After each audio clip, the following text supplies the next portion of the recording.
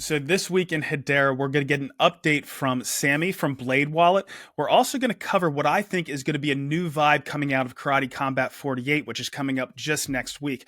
Also, Rob and I do a deep dive on Charles Adkins' letter to the Hedera community, addressing some concerns. And of course, Charles is the president of Hedera. I also caught up with Ed from Swirlds Labs, who gives us an update on this year's annual hackathon.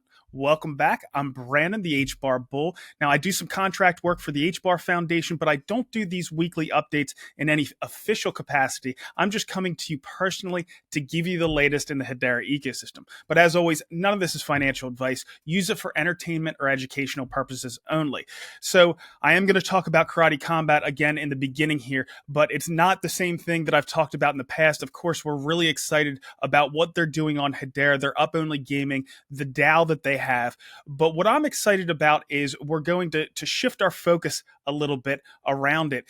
At the center of the pit, we know that we have that Hedera logo right there. But there are other sponsors at the event. What we've changed with that logo this time is it says built on Hedera, because Hedera does hold a special place among those sponsors. It is a little bit different because everything is built on Hedera.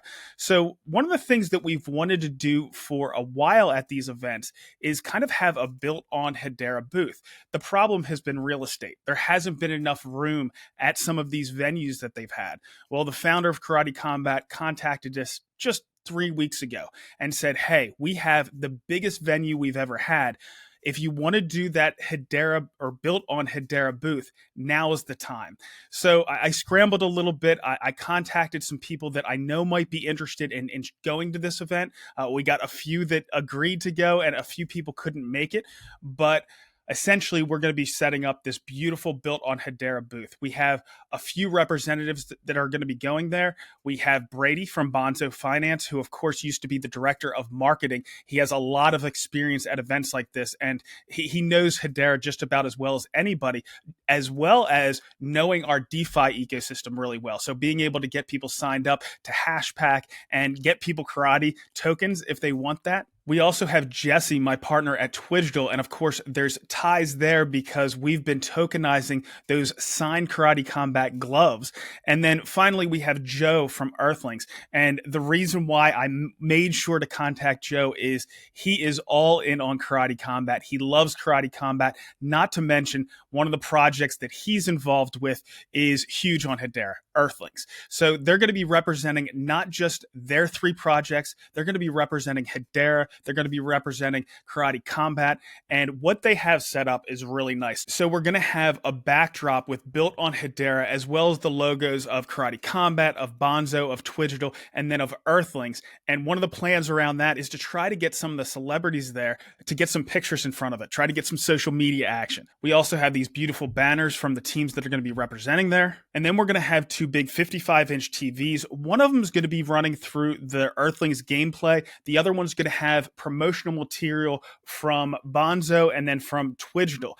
One of the things that Twiddle is going to show is we just tokenized that glove from May, the one that she used in her Karate Combat fight. So we're tying together a few different teams here. Of course, Karate Combat, Twiddle, and then Hashpack.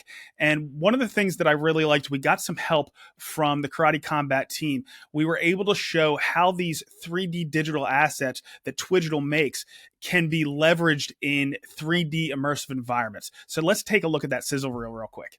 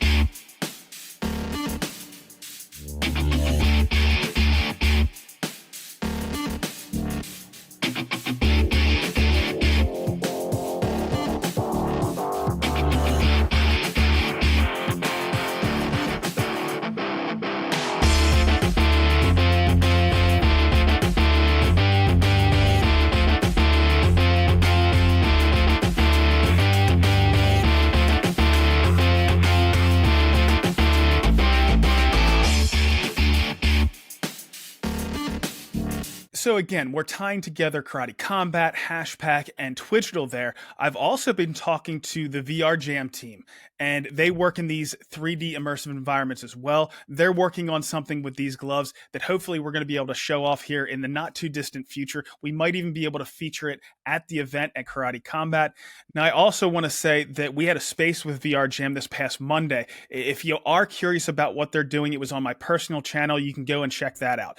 So I'm really excited about this built on Hedera booth at Karate Combat 48. One of the nice things is Bitcoin Nashville is going on at the same time. So we have a bunch of DGens, of people that are interested in crypto that are going to be making their way from the conference over to Karate Combat 48. And they're going to be curious as to how Karate Combat is using Hedera. So we're going to have the right crew there to answer all their questions. Now, back to the Up Only Gaming. Next week, I'm going to be with family. I actually bought, because Karate token has dropped a fair amount in price, I bought 500,000 Karate tokens for all my nephews, for my sister, and for my brother-in-law, so we can all watch the event together and get that extra skin in the game to have a little bit more fun with it. So that's going to be a lot of fun. Now, as I mentioned, Earthlings is going to have representation at this event, and the Earthlings website just integrated a new feature. It's essentially how they're doing staking. It's their banking system. So to participate, all you're going to have to do is go to earthlings.land and click on register your wallet right here. It will take you to the banking page. If you haven't already connected your wallet, all you have to do is connect it and you're done. From there, you'll start getting rewards depending on how much Steam you have in your wallet. And you can also get a boost if you have certain Earthlings NFTs in that wallet. It automatically checks the wallet to see how much Steam you have and what NFTs you have. So it's pretty seamless. You can scroll down and click on View Your Banking History to ensure you're getting those rewards. Now, I will say my banking history wasn't working on mobile, but it was working just fine on my computer. You'll also see there's an email entry. That's only to confirm that you've properly set up to receive those rewards, but I don't know if they've had those notifications set up quite yet. Now, of course, this is not financial advice, but for me, I'm not even thinking about divesting any of my Steam, and I have a pretty good stack at this point until that game has gone live. So next up, we have the Hedera Hackathon that's going to be coming up in just a few days. As I mentioned, I caught up with Ed from Swirlds Labs to give us some more details, so let's listen to what he has. Ed, welcome back. Hi, Brendan. Happy to be here. Yeah, so I want to get into an event that's coming up. Can you give us the details on this upcoming hackathon? Absolutely. It's going to be a global and virtual hackathon that is going to give an opportunity to developers to build on Hedera. So whether they want to build their portfolio of applications, develop that, or they want to participate and have the opportunity to win big prizes, then this is the chance to do it, and they get to evaluate what it's like to build on Hedera. They get that experience. And so we have over 350,000 USD worth of prizes that we're going to give out, including some Google credits for builders. And then we also have 5 tracks that align with areas like AI, real world asset tokenization, DeFi, and then we have open tracks for beginning teams. So that's the Hashgraph Explorers track, and also for advanced teams that want to build very compelling, very advanced solutions. That is the Hashgraph Trailblazers track. Yeah, we're also going to have networking opportunities, mentoring opportunities, and there's going to be plenty of incentives and activities to stay engaged. We're going to have these side quests, maybe to win extra rewards or boost your winnings if you end up in the winning team. So pretty exciting event coming up. It's going to start on July 22nd and is going to go all the way till August 20th. And you can register up until August 18th, but I would not recommend waiting that long. I would recommend kind of registering as early as people can. All right, so any of the builders or developers out there, make sure you get your application in as soon as you can. So I'm kind of curious as to some of the success that has come out of past hackathons. Can you give us some information on some of the teams that have had success coming out of past events like this? Of course. So we have had very well-known teams in the ecosystem that have come out of hackathons. So I know GoMint, they have participated in our hackathons before. They have team members that have come back to different hackathons. Hashpack is another great example that has participated in the ecosystem, and now everybody knows the project and the wallet Hashpack. We also have IO Builders. They are folks that have come to previous hackathons. They've won multiple times, and hopefully we'll see projects of that caliber come again. And of course, last year, if I think of the projects that participated, we had some very compelling solutions in the area of tokenization, education for Web3, and so much more. So it's always a great opportunity. And every hackathon is going to be a little bit different. We have different tooling that's coming out all the time. And of course, all of the other teams that are building, they can leverage some of the tools that are being built by other teams and really help this ecosystem go parabolic. So is there any other information about this hackathon that you'd like to pass on? Probably just two more points. I love what you mentioned around tooling. And now that our ecosystem has gained critical mass in terms of integrations and tooling with all the EVM opportunities and all the native support and set of capabilities that we have, I think it's going to be a very exciting opportunity to come and build and try out what it's like to build on Hedera. And then the last thing that I'll mention is where to find more information and where to sign up. Just go to hedera.com/hackathon, or even if you just go to the homepage or our documentation, you're going to see the hackathon featured in those places. So it's very easy to find and very easy to register. But once more, hedera.com/hackathon. Oh, Ed, this has been a pleasure. I'm really looking forward to the teams that come out of this event. And thanks for hopping on. Likewise. Thank you so much, Brendan. So one thing that Ed didn't mention is the participation of some of our governing council members, so some of the largest companies in the world. Now, we'll start off with the judges. In addition to reps from Hedera ecosystem organizations like Lehman and Charles, we have council member judges like Duncan, a senior investment advisor at Aberdeen, the largest asset manager in the UK. We have Jahua from University College London. Of course, one of our favorites, Rob from Australian Payments Plus. Next up, we have Cyprasad. He is a strategy lead at WorldPay. We have representation from IBM Blockchain with Shyam. He's a global partner there. And finally, Sushi. She is the head of white space intelligence at ServiceNow. And as Ed mentioned, the prize pool is going to be enhanced a little bit by Google with those cloud credits.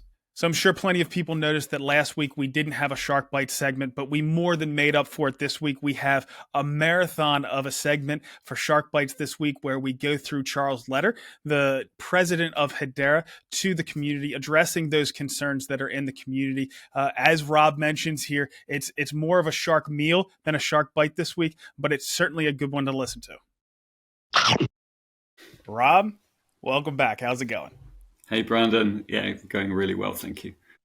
So, Rob, today we're going to focus on a couple documents. One of them was going in the direction from the community to Hedera. The other one that we're going to put a lot more focus on was coming from Charles to the community.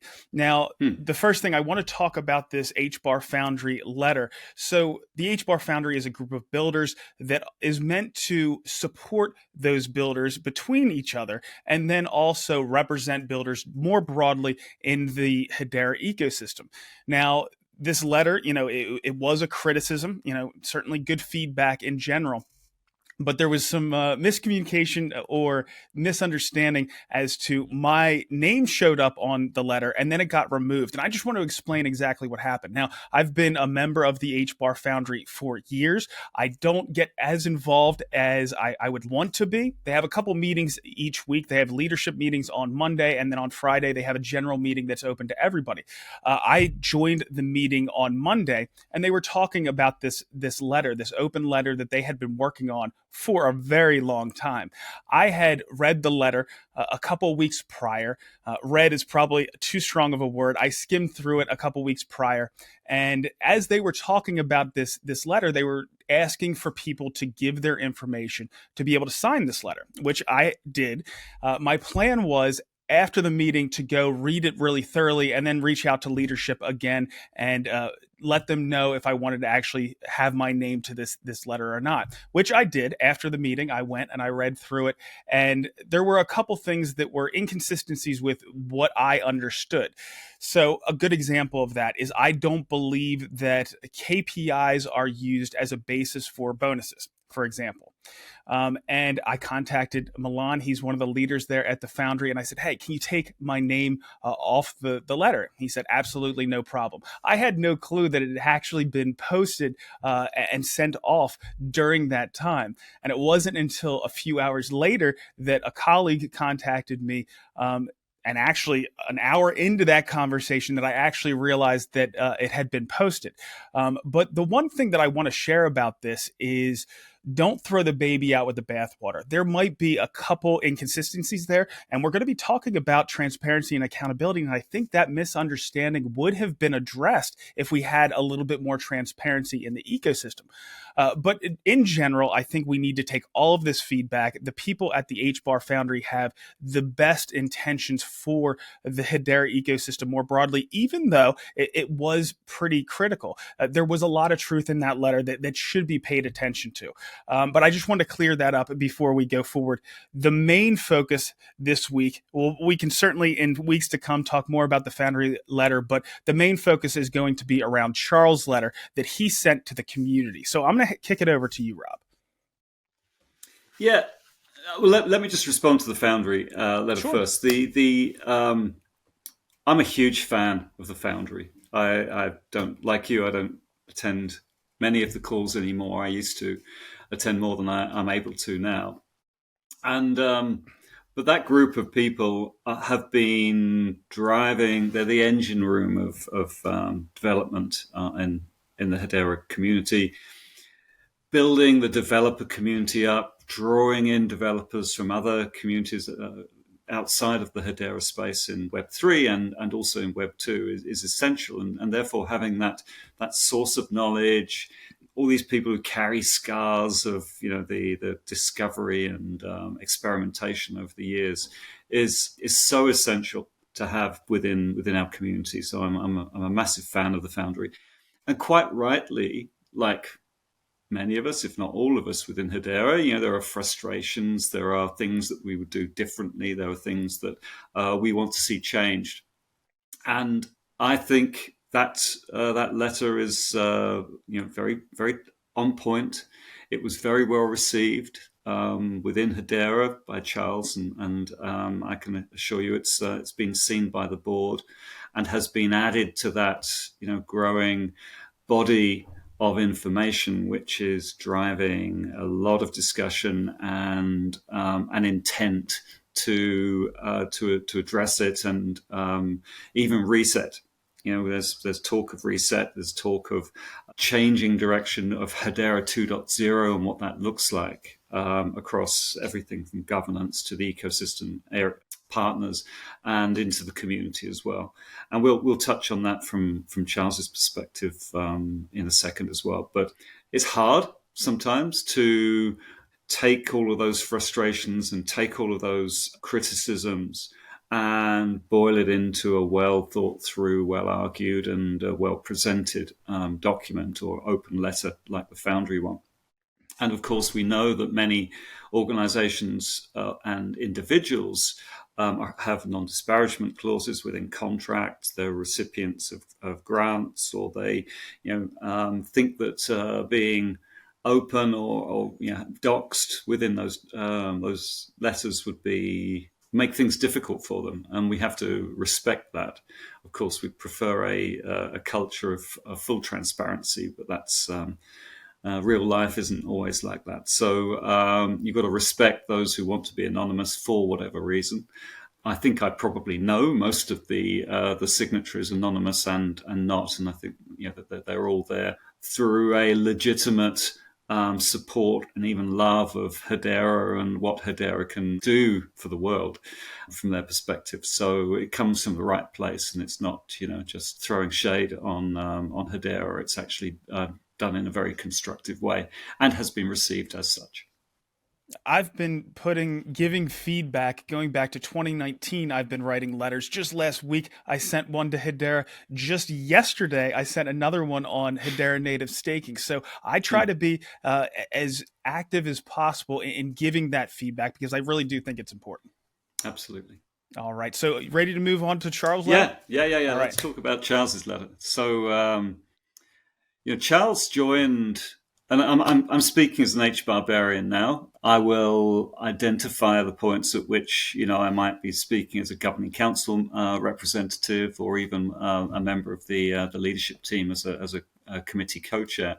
But generally, this comes from the perspective of a community member to whom the open message that Charles published the other day was sent. And so what I thought we'd do this week is maybe just read through that so that people who haven't seen it yet get the context that we're talking about, and actually the actual words that Charles has made public. And I think they're very telling, I guess, from his perspective. He's been in the role since November as president of the Hedera LLC. So, we can talk a little about what that means. But it's now the right time, I think, he feels, to have distilled all of this feedback to work through, the role and the stakeholders that he has to manage, both internally and externally, and provide this kind of state of the nation message, which sets out his stall for what he'll be doing going forward. Let's get into it. Please forgive me reading verbatim, but we can maybe do it quite quickly. So Charles said, "Dear Hedera community, at Hedera we have always strived to build a network that is innovative, inclusive, and transparent. The journey has been marked by significant achievements, driven by the collective efforts of dedicated builders, developers, and community members. However, we acknowledge that recent events and systemic inefficiencies caused by legal structures have led to concerns about transparency, accountability, and the strategic direction and competitiveness of the Hedera ecosystem. It is with a deep sense of responsibility and commitment that I aim to address these issues head on." So he opens very, very on point, right? He's dealing with these. He's heard the community feedback. He's done his own research. He's done his own due diligence, and he is now ready to address these issues head on, which is hugely refreshing to hear from a leader within the Hedera community. Going on, then he says, "I have received a ton of valuable feedback from our community, highlighting several areas where we need to improve, some of which I also identified early on in my tenure here. I've already shared ideas and collaborated with many of you, as well as the Hedera board, on how we can do better, and we have been working to improve daily. This community feedback has been well received, and more often than not, we agree with the community feedback." Now, Charles told me in New York, he was receiving, I think, more than 120 emails a day in his first 90 days. So, 12,000, I think, messages and emails in his first 3 months. I mean, that's a lot of feedback. And I suspect most of it was not necessarily as positive as he might have expected it to be. So he's certainly kind of assimilated all of that feedback. He's taken his time to do his own due diligence, and this is the start of this response now. Then he goes on and talks a little bit about decentralization, and I think this is worth teasing out as well. So before going into key concerns, I thought it would be helpful to say a bit about decentralization. Decentralization is a key principle of Web3 projects and also important for surviving this challenging regulatory environment. In 2021 and 2022, Hedera took a number of significant steps to further the decentralization of the Hedera network and related ecosystem. Those steps included funding independent ecosystem development foundations like the HBAR Foundation, the Hashgraph Association, and the departure of the founding management, Manson Lehman, and their initial team, and development teams over to Swirls Labs.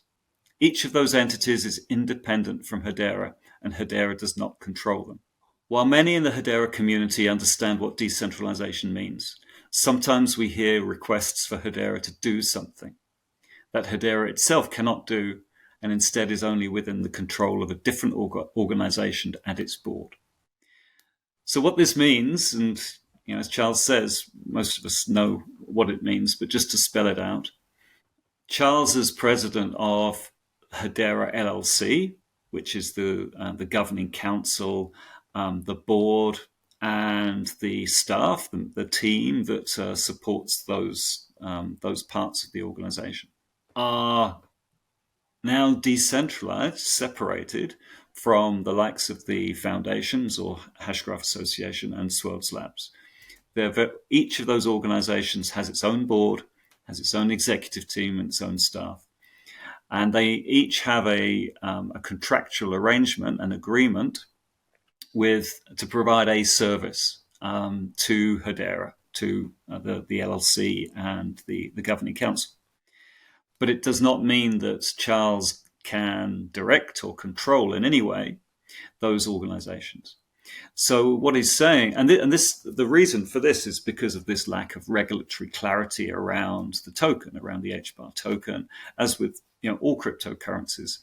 The lack of clarity leads to maybe overcompensation or overcompensation in terms of monetary terms, but overcompensating one's decentralization or the structures within which that have been arisen from decisions that were made in 2021 and 2022.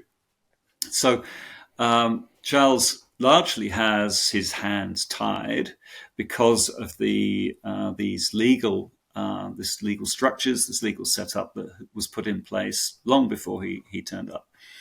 And the regulatory clarity has kind of materialized. The risks, I think, associated with some of the positioning that was believed to be necessary back then has proven to be not quite so specific as maybe it could have been. And there are different jurisdictions now that have kind of tested and decided on specific interpretations of what it means to be a security versus a utility token. So all that is to say, the kind of continuum that we are on, and how Charles has now arrived and has a job to do, means that some alternate decisions or variations on those decisions can now be potentially made. And that leads us into what he now talks about around the challenges themselves. Despite the challenges that come with decentralization, we are focused on addressing concerns and improving outcomes in the following areas. And this is back to Rob, are headed as transparency and accountability, excessive compensation, community engagement. So we'll take each of these in turn. And feel free to come in, Brandon, as we go through each of them. I have a few thoughts. Okay. So the first one, transparency and accountability. There have been legitimate concerns about the transparency of our governance and Hedera's ability to have proper oversight of and required transparency from ecosystem partners and the way that they choose to operate. Trust and transparency are the cornerstones of our community, and we recognize the need to strengthen these areas.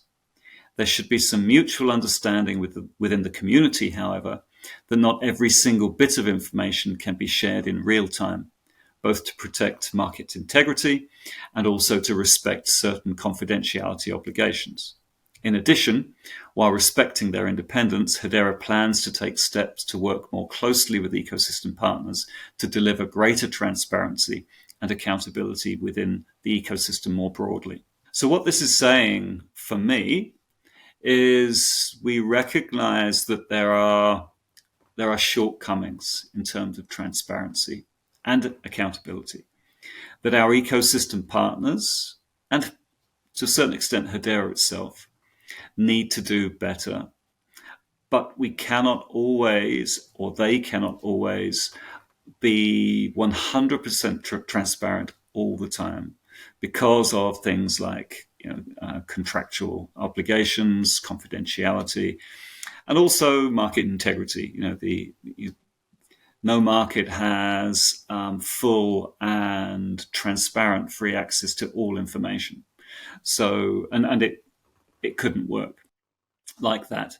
So there are legitimate reasons for not being fully transparent all the time. However, there are plenty of ways that more transparency, better decision-making, better governance can be applied, not only to Hedera itself, but also to the ecosystem partners and organizations. And this is absolutely what we're seeking to achieve. What are your thoughts, Brandon?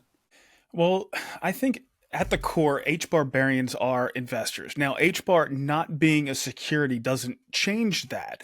I think there's some confusion at times that around why we don't want HBAR to be a security. And the reason why we don't want it to be a security is because there are a lot of regulations around security that would stifle the innovation. You might have a difficult time using the fees or paying the fees in HBAR, or using it as a medium of exchange because you have to have certain custody agreements and things like that. Even paying native staking, things along those lines could be difficult if it's deemed a security. Now, the foundation of free market regulation is equity of information. Now, like you said, you can't have complete transparency around that, but you try to do the best you can for your investors. And even though it's becoming clear that layer one crypto tokens aren't securities, they certainly act as the basis for crypto markets and their economies.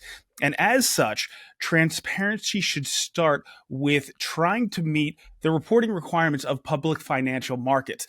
Now, this includes reporting executive compensation, risk factors, financial information, holdings, and a host of other information. So if I were Hedera, even though you might not be able to put all the information out all the time, I would try to meet the intent of those 10Ks, even though HBAR is not a security. Absolutely. And we have to be careful about talking about investors. I know you regularly believe HBAR holders to be investors, given with a small I maybe. I think Hedera's view is that because they're not securities, this cannot be an investment. But there are different interpretations, I guess. Yeah, well, and that I think is one of the misunderstandings, around this in general, and I think that might even be a misunderstanding on Hedera's part. They could have distributed the token in any number of ways, but they decided to distribute it in exchange for capital to build out this ecosystem. I think that should be allowed for decentralized ecosystems. I don't think that should make it a security by any means, but at the same time, I think that if you're in that kind of a dynamic where you're taking capital in exchange for something else, you should have the best interest of those that are providing the capital in heart. Yeah, well said.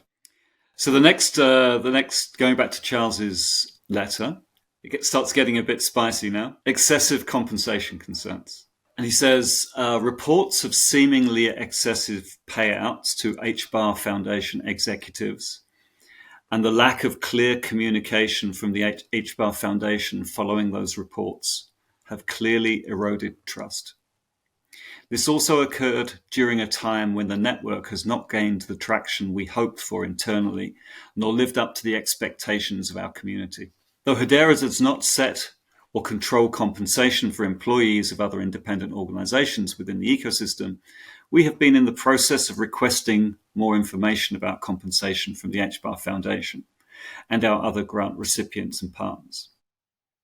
We are also conducting our own internal review to ensure Hedera's compensation structures align with our values, are connected to true performance, and are in the best interests of our mission to maintain and grow the Hedera network.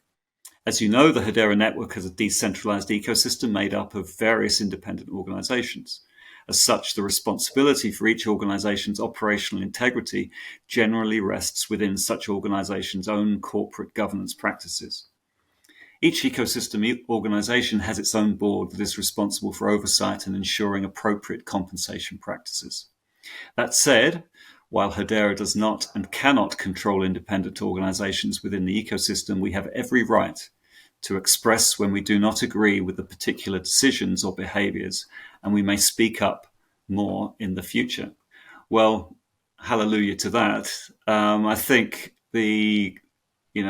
what we've seen publicly available on compensation, specifically around the HBAR Foundation executives, has raised a lot of eyebrows, and it continues to be.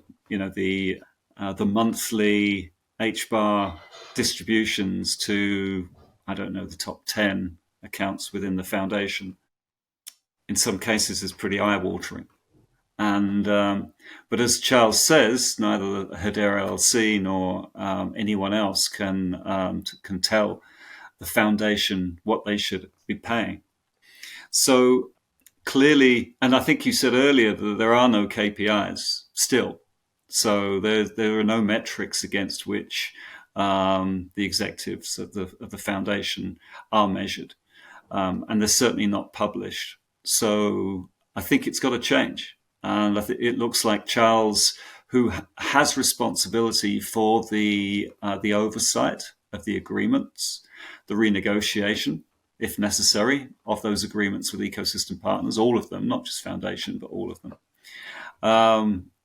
Looks like he's got his target or his sights set on making a difference there as well. I mean, you've been quite openly critical of compensation. I have. What are your thoughts? Yeah, so well, I'll start off by saying that even though it's been highlighted, around the HBAR Foundation, I think it's unfair just to put it completely on the HBAR Foundation. I think it's pervasive, not just around the Hedera ecosystem with all of the organizations, but also throughout the rest of the crypto space. Excuse me. And what I would like to see here, what I think they've done is base the compensation off of what you might have from a similar sized company with a market cap that we see with HBAR. But of course, that's apples to oranges. That is not the same thing. And then we have the revenue. You could base it completely off the revenue. Well, we only have a few $1 million worth of revenue per year. So we wouldn't be able to do very much in that department either. So it has to fall someplace in the middle. And what I would do is allow for maybe a few more people that you would see at a company that might just have a few $1 million worth of revenue. So you have more people to operate this decentralized infrastructure, but try to keep the individual compensation down a bit to try to make up for, the lack of funds that we have in general, because everything that's not coming in revenue has to come through selling the HBAR treasury to then pay all of those compensations. And for it to be fair for those that are supplying that capital, I think you have to be as frugal as possible. Now, there is also the concern that we wouldn't be competitive. There could be a brain drain, things along those lines, if you rein some of those things in. And I'm not as concerned about that because I think there are a lot of people out there that want to work in this industry, that are excited about working in this industry. And as long as you pay a fair wage, I think you're in good shape. You don't have to pay the same wage that they might get out in Silicon Valley. But those are my general thoughts. I've already talked about this several times in the past. I think that this does need to be addressed just to make sure that everyone is aligned, from those that are allocating the capital to those that are building in the ecosystem to those that are working with these official organizations. But that's pretty much all I have on that one. Yeah, it's small. In business terms, 25, 30 people is startup, right? And the executive team of a startup, which, let's face it, has been gifted this money to do a job, needs to demonstrate how well it is performing against the services that it has been tasked with delivering. And so if it is super successful in terms of hitting those metrics, then of course, it should incentivize and reward its team to continue to deliver that measure of success. And of course, it's been quite difficult through the last 2 years, where we've been through a crypto winter. But the operating expenses of the organization are contractually binding, and the delivery of grants has to be the focus, delivery of grants to achieve the metrics that have been set. And if all of those things are super successful, then by all means award bonuses, but not before then, in my view. Moving on, the next, and we could dwell on conversation forever, but it's not necessarily the core of Charles's messaging here. The next section was community engagement, and this is really, I think, very pertinent. And he says effective communication with Hedera network builders and end users is essential. I truly understand that there has been a disconnect, and we aim to bridge this gap and foster a more collaborative environment. We are currently in the process of exploring ways in which interested companies and possibly individuals who do not meet full governing council requirements can participate in some of our newly formed working groups and innovation summits. This initiative, which has been in the works for a couple of months and is being led by our membership committee co-chairs, aims to allow more opportunities for community participation and feedback. We hope to have the program finalized and announced soon. And from my perspective, I think this is probably the most important thing that can be done as part of this reset. The reestablishment of strong ties between Hedera LLC with the governing council through to the community is absolutely essential. And finding ways within the purview of Hedera, bearing in mind that Hedera is only one part of this ecosystem, but within its purview, which is network governance and oversight of the roadmap and use cases and utilization, as well as treasury distribution and everything else. Finding ways in which we can build those bridges and listen more than we have done to the community. And community isn't just HBAR holders, but of course it's the developers and the retail users of the network. And we've just started doing that. I mentioned last week, I think that we had the DeFi Alliance, led by Headstarter and SourceSwap and the others, Hashport, represented by Tudor Halesko, who's presenting the whole retail DeFi side through CorpCom, my committee, to the governing council. And then Cy Rout, who's my co-chair, and I represented that or summarized that into the governing council last week. So we made sure that the whole of the governing council had heard the messages that had been delivered by Tudor on the CorpCom call. And I think we can do a lot more of that going forward. We can find opportunities to hear the voice, to listen to the community. I know it's being done for developer community as well, and the open letter from the Foundry that we spoke of earlier found its way to the board and the governing council. So we can set up, and Charles can ensure that these voices are heard quite regularly. Later in this letter, he talks about blogs and more spaces that he's going to host. So all of these mechanisms to actually ensure that this disconnect never happens again. Anything from your perspective as a community leader? Mainly, it's just about making sure people's voices are heard. I mean, in the case of, again, going back to securities, people have voting rights. Now, I don't necessarily think that you have to go that far, but you have to make sure that people's voices are heard and that they're acted upon if it's something that's good for the network. And people need to feel as if they have a say when they're dedicating, in many cases, their lives to seeing Hedera's success come to fruition. So jumping ahead a little in Charles's letter, I want to move on to the key initiatives that he has announced in this letter. Firstly, accountability measures. So he says we are conducting a thorough review of the compensation practices at Hedera and encouraging the boards at the other leading ecosystem organizations to do the same.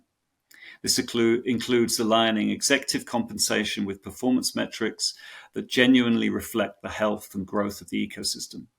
We are encouraging leading ecosystem organizations to ensure executive compensation does not have the possibility of performance manipulation through subsidized network activity. And then he talks a lot more about that. I don't need to read through it, but it's very heartening that Charles sees it as this level of accountability, and the compensation based on performance is necessary across the entire ecosystem in order to rebuild the trust that has been eroded by some of the practices of the recent past. In particular, he talks about the Hedera's market integrity policy, which is the policy that applies to one's buying and selling of HBAR on the markets, and extending that and enforcing that both internally, but also expecting the ecosystem partners to have similar market integrity policies with sufficient strength to manage their own houses as well. So that's a really good initiative. Secondly, and again, probably from my perspective, very importantly, if not most importantly, strategic vision and leadership. Charles says that he is committed to a clear and compelling vision for the Hedera network's future. This includes exploring new business structures and ecosystem growth mechanisms, some of which may involve deeper community participation in decision-making to ensure treasury assets are used in the most responsible manner. We always hope to take steps that reinforce our dedication to innovation and collaboration, and the feedback from the community has truly informed and shaped a lot of the new ideas and structures we are currently working to create and implement. Read between the lines there. You know, that's new structures, listening to feedback, more transparency, better ways to actually get the community more deeply involved and participating in ensuring treasury assets are used in the most responsible manner, i.e., the distribution of HBAR through grant giving in a way that is more aligned with the community and more transparent in terms of its distribution. I think this paragraph says a lot of what is in Charles's mind about the future and how things are going to have to change going forward. Well, this aligns with what I was just saying. The entire letter, really, but this paragraph in particular, it's showing that people's voices are heard, that they're taking it seriously, and they're going to take serious steps to try to correct some of these things. Yeah. And I'm sure we'll hear a lot more about that in the weeks and months ahead. The next section, the next initiative, a revitalized marketing strategy. So everyone's favorite subject. Everyone has an opinion on Hedera marketing. And what Charles says is, in many ways, Hedera has historically been seen as an enterprise-first project. While this still stands true, we also understand the importance of the individual user and their ability to use the same powerful network. Going forward, our marketing efforts will also showcase high visibility and updated content that resonates with Web3 developers, users, and enthusiasts. I am personally committed to making Hedera a household name in the industry, and the network that individual developers and enterprises alike are excited to build on. Now, bear in mind, Charles has got a lot of marketing experience in his background. He knows how to market Web3 networks. And for him to say this suggests that he's got some great things in mind in order to expand beyond the enterprise, specific enterprise-focused marketing that we've had so far. So, Rob, my thoughts around marketing is, for the most part, to this point, we have done everything in-house and used our own accounts to get things out there. There hasn't been a lot of paid promotion. Now, my show in particular, I kind of try to create a home once people have come into the Hedera ecosystem. It's not exactly for reaching out to new users. I do think we can create content that's specifically designed to go out, grab those new users, and bring them into the Hedera ecosystem. But until we start using paid advertisement, which I think absolutely makes sense for Hedera to do, going out and reaching and grabbing those new users to bring them in is a lot more difficult. So that's one of the things that I would like to focus on that I don't think we've done very much at this point is focused on paid content, creating that content, and then actually using all of the different ways that companies use to reach out and grab new users. Yeah, and the other thing, of course, is we've got a lot more great retail users and projects now. In the past, maybe been less so, but I'm just thinking of Centex. I'm thinking of the Mouth. I'm thinking of Earthlings. I'm thinking of things which resonate. Oh, and our lending protocols that are about to launch, as well as all of that DeFi ecosystem I spoke about earlier. So all of the things which are that resonate with retail and draw in developers and we get our kind of degens and Web3 users excited by.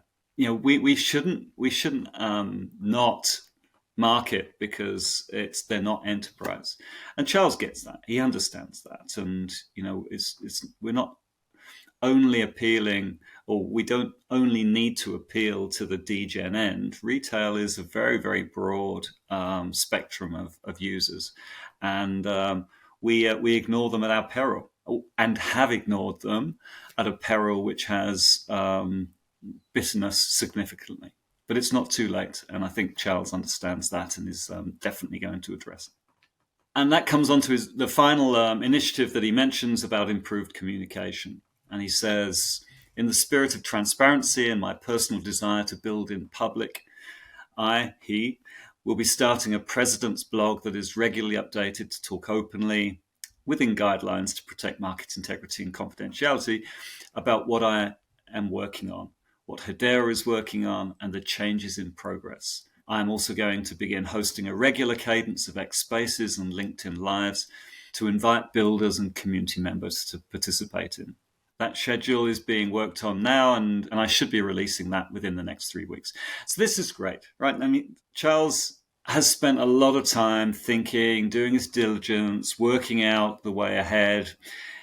He presented a vision at the Governing Council meeting in New York in May to the Governing Council representatives, which all of this is borne out by. But he's clearly not a man to go off half-cocked. He wants to ensure that what he's delivering has sufficient substance and materiality to be carried through. And that's, I'm very excited that the leadership that Charles is now showing will benefit Hedera massively. So I'm not going to read the rest of the letter. I think anyone who's interested and has stuck around long enough for this not quite shark bite, shark meal maybe, can read it themselves. Do read it, read between the lines as well, because there are things that Charles can't say, but there's a kind of an intent there which I think we should all be very, very excited about. Well, I think the great thing about this letter was he stayed laser focused on the issues as he had gotten as far as feedback. So I think he stayed focused on those. He tried to also focus on ways these things can be addressed. So overall, I thought the letter was an A+. All right, Rob. So we're going to wrap it up there. We really appreciate you coming on and explaining your thoughts around this letter. Next week, we're not going to have a Shark Bites. We're actually not going to have a show, but we'll see you back here in 2 weeks. Well, I'll be back in Sydney then. So probably without the tan. So we'll see you then. All right. Looking forward to it. Cheers, Brandon. Bye. So one of the things that I love about the Hedera wallet ecosystem is the different wallets focus on different things. Of course, there's plenty of overlap there, but they do kind of focus on their own verticals. Hashpack is the DeFi wallet. It connects to a lot of our applications. We have a team like Walla Wallet, which is laser focused on security and doing the things that HBAR holders might be interested in. We also have Kabila. They're focused on NFTs. And then we have Blade Wallet. Blade Wallet works more in the background. Of course, you can get their retail-facing wallet, but they also power a lot of our apps.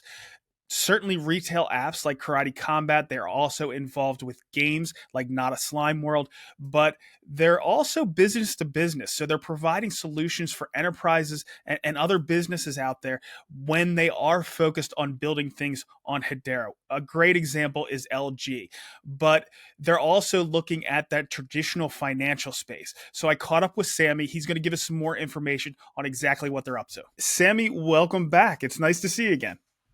It's awesome to be here. Thanks for the invite. All right, Sammy. So can you just give us an update as to what Blades Labs has been up to recently?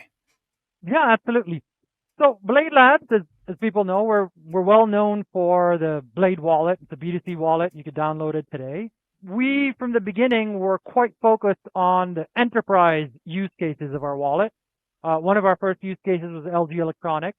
Then we ventured and started providing our tools to companies like Karate Combat. We provided to, Not a Slime World, people know. They also have another, let's say, 10, 15 games that are in the pipeline. And we have recently been working with regulators, also working with larger system integrators to be able to provide our wallet technology to more regulated institutions. So that requires actually a lot of coordination with different parties. It's not just simply a technical problem. We also have to solve a legal problem and also a business development problem. So we've been really going deeper. We want to start capturing the contracts that are much bigger.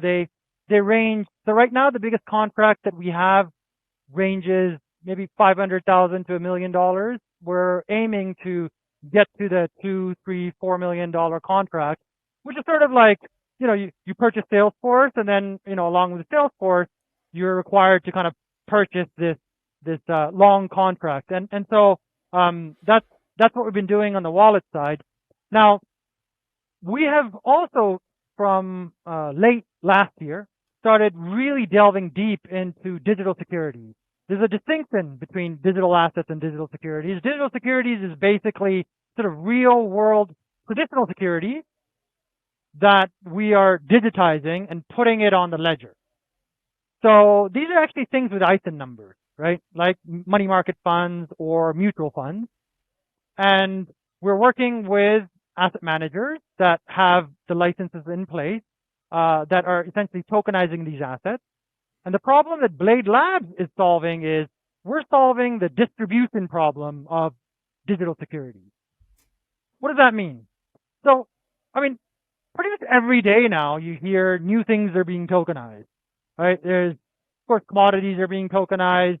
There's tokenization platforms coming out from the wazoo. Of course, in our ecosystem, we have, some amazing regulated players. Red Swan, regulated by the SEC. We have Archax, regulated by the FCA. We have Diamond Standard, who has a very, very good regulatory framework in tokenizing commodities. Now, despite so many assets being around, the amount of demand that these assets see are still very limited, right? And it's a bit odd because these assets exist. The demand we also know exists because there's a lot of idle digital assets that are out there that are looking for yield. But somehow the two don't connect, right? The volume in the tokenized market is considered, I think, about $1.5 billion of value is basically going through, which is really nothing compared to the amount of potential tokenization assets out there. So this is a problem that we've been really delving deep into for about 6 months. And we think we have identified the different components that allow the transactions to flow in a compliant manner, in a seamless manner, and also in a way that's very scalable. What does that mean in layman terms? It means that soon we will be able to see not hundreds of millions of transactions go through, but potentially tens of billions of transactions go through the Hedera network and also in various assets. Not just money market funds, but mutual funds, commodities, and some of the other assets. So, Sammy, I'm kind of curious. I think people that are native to this space understand the benefits really well, but maybe some of the users that are the ones that are buying these traditional assets, these stocks and bonds and money market funds, they may not understand it as well. And that might be why we're not seeing as much volume. The fact that these are bearer assets, that even though you're getting a yield, you can use it for collateral or it can be moved as easily as cash. So some of the other benefits, almost instant settlement. I know that that's going to take a little while, but in the traditional markets, this is, 3 to 5 business days or whatever it may be. We can have instant settlement with these things.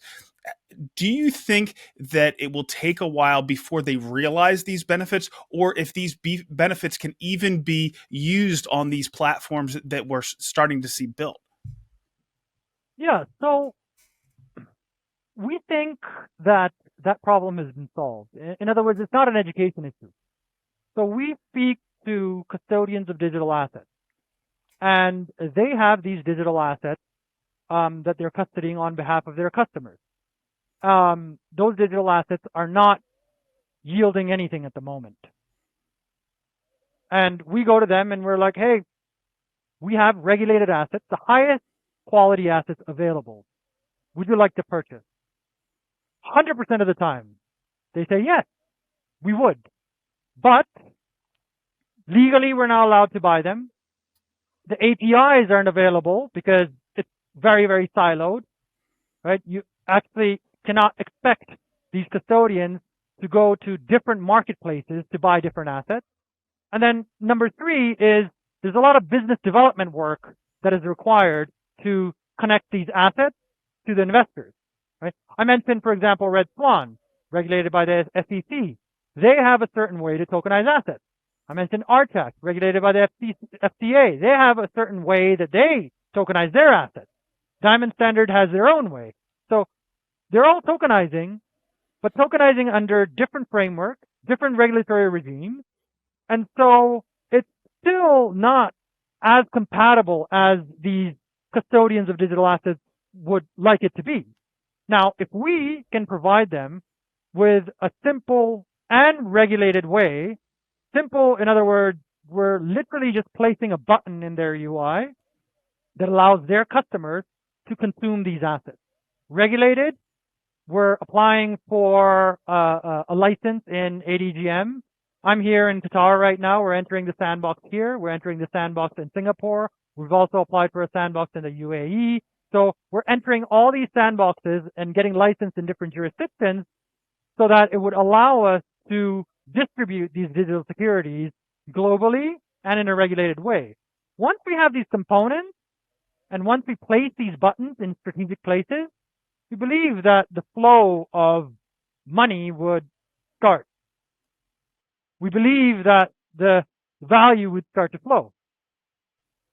That makes perfect sense. So now this can be in the traditional financial space, or this can be, retail facing products. But do you have any suggestions on what products the community should try out that is Blade Wallet enabled on the back end? Yeah. So we have a token drop tool.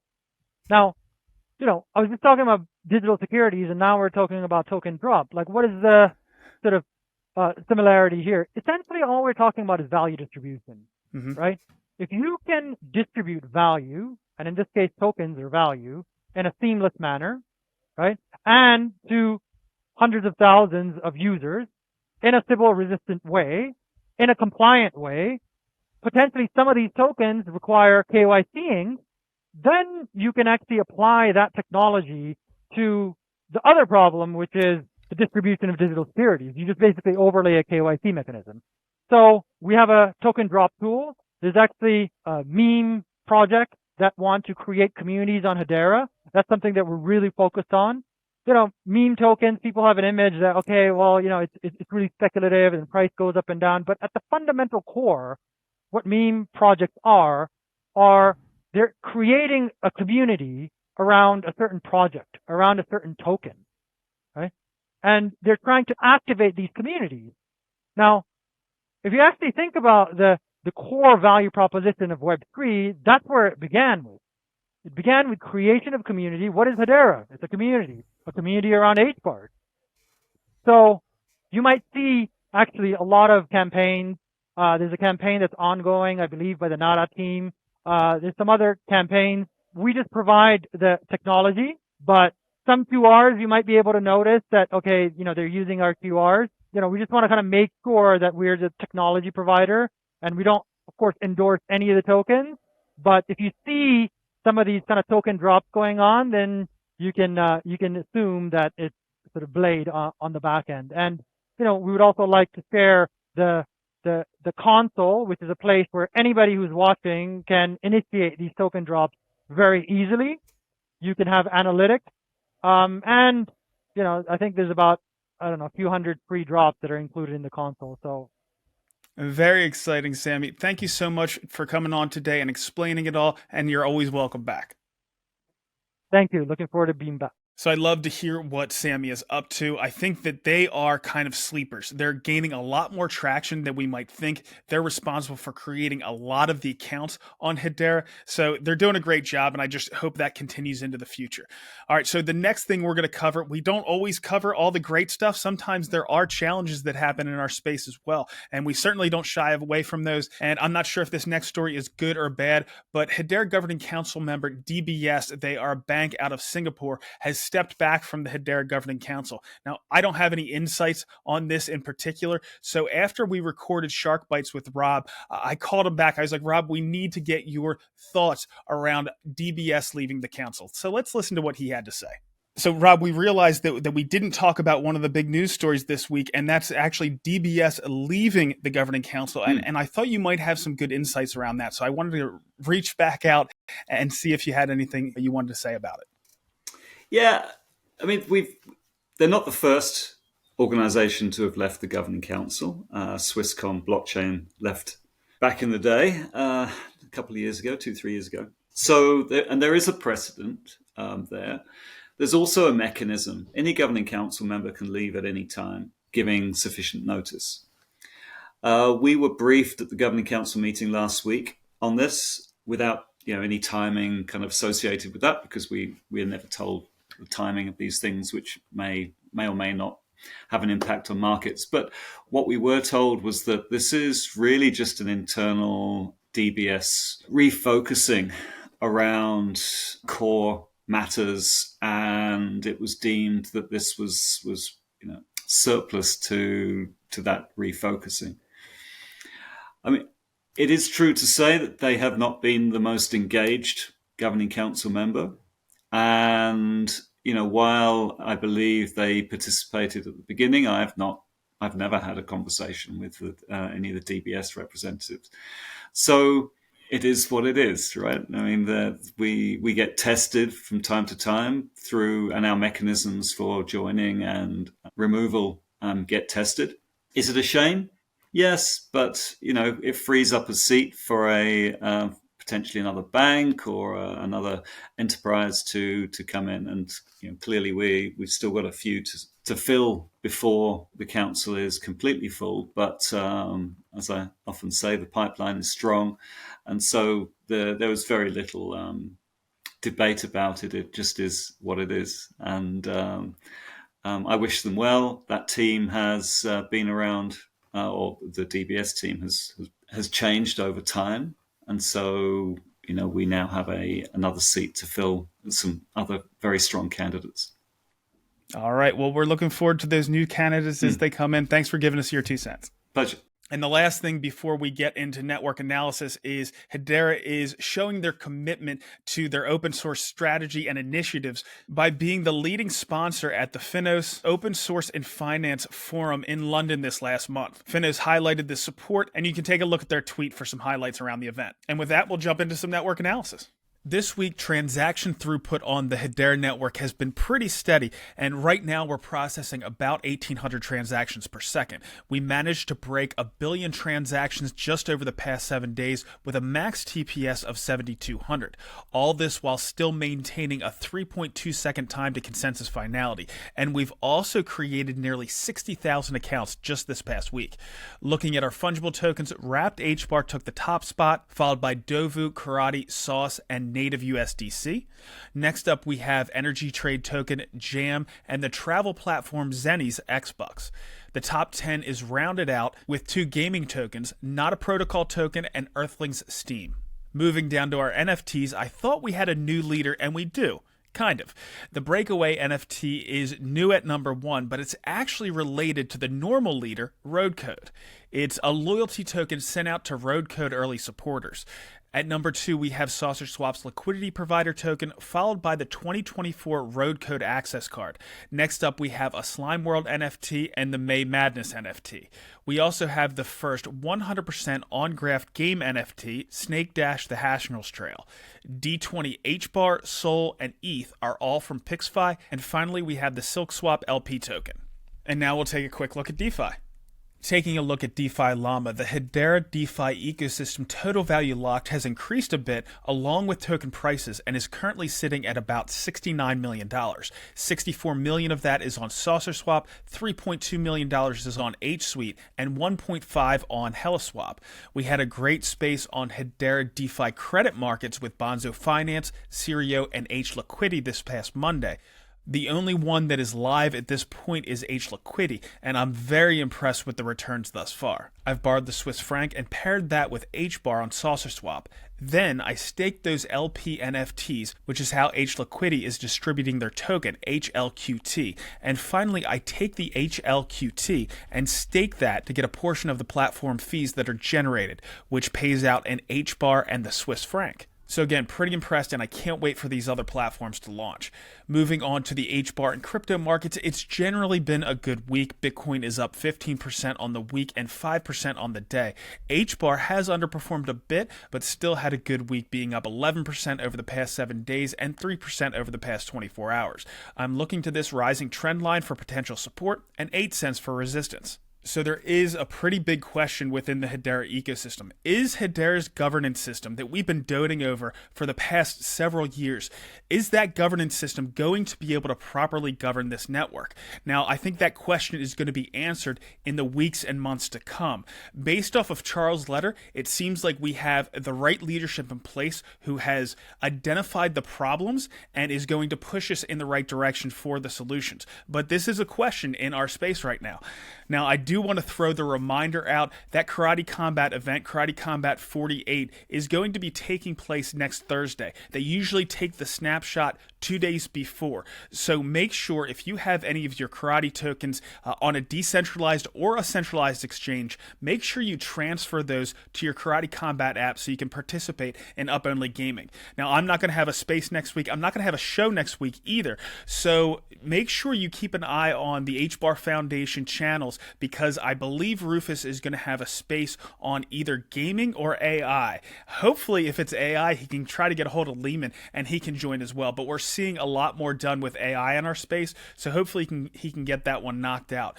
I also have dropped a few clips this past week on lending. As I said, there is some really good opportunities in lending right now, but I think they're only going to get better. I think there's going to be incentives coming from the HBAR Foundation, and we have some additional platforms that are going to be coming online. So that's all we have for this week. We'll see you in a couple.